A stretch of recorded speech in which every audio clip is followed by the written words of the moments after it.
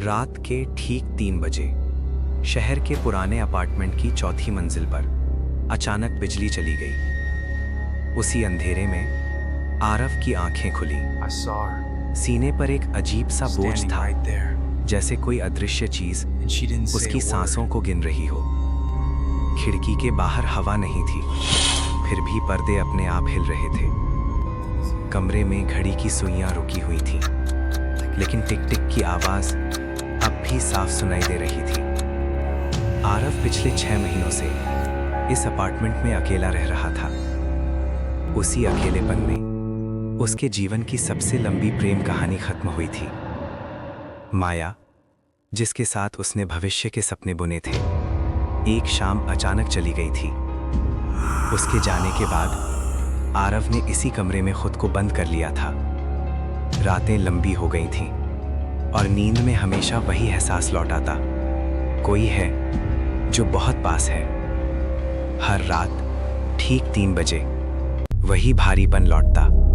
कभी दरवाजे के पास ठंडक फैल जाती, कभी बाथरूम के शीशे पर नमी से किसी उंगली के निशान बन जाते। आरव ने खुद को समझाया कि ये सब दिमाग का खेल है, लेकिन अपार्टमेंट की दीवारों में अजीब सी नमी थी, जैसे वे किसी पुराने दर्द को सोख कर जिंदा हो गई हों। धीरे धीरे उसे एहसास हुआ कि ये जगह सिर्फ खाली नहीं है, यहाँ यादें सांस लेती हैं। माया के जाने के बाद उसने कमरे से उसकी सारी चीजें हटा दी थी, लेकिन एक पुरानी लाल चुन्नी अलमारी के पीछे फंसी रह गई थी। उसी चुन्नी से हर रात हल्की सी सड़ांध और ठंडक फैलती। एक रात जब बारिश की बूंदें खिड़की से टकरा रही थी, आरव ने महसूस किया कि कमरे की हवा अचानक भारी हो गई है। सांस लेना मुश्किल था।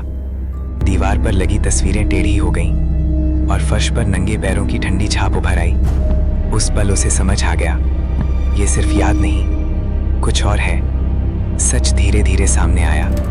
माया ने उस रात सिर्फ रिश्ता नहीं तोड़ा था, उसी अपार्टमेंट में, उसी कमरे में उसने खुद को खत्म कर लिया था। आरव उस दिन शहर में नहीं था और सच कभी पुलिस रिपोर्ट से बाहर नहीं आया। अपार्टमेंट ने सब कुछ चुपचाप निगल लिया था।